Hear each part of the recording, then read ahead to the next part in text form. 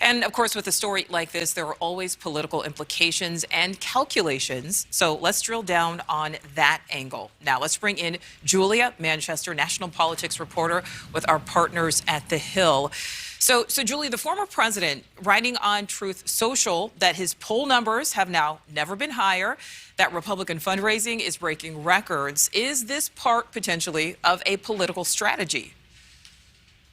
I think it very much is, Nichole. In fact, you saw in the hours after the raid and the days after the raid, the former president was even fundraising off of the raid, and the Republican National Committee was also cashing in on that. So absolutely, I think this is a part of a political strategy. This is very much Donald Trump trying to make himself seem like a martyr who's representing his base. And they're saying, look, the political and government establishment in Washington is trying to get rid of me, your representative. And he's trying to galvanize his base that way. And you're also seeing it happening on Capitol Hill as well. You have House Minority Leader Kevin McCarthy, for example, saying that if Republicans win back the House in November, they will move to investigate Merrick Garland, the Attorney General. So politics is written all over this. Okay, so, the former president has yet to say whether or not he will be running in 2024. But, depending upon what unfolds here, could there be a situation that would bar him from running again?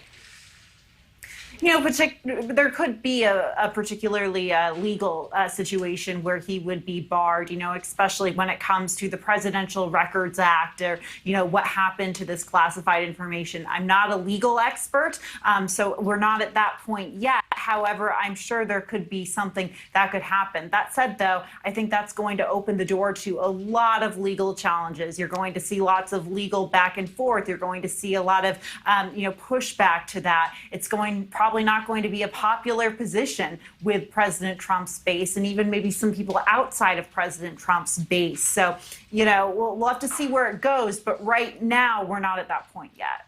All right. Julia Manchester from our partners at The Hill. Thank you.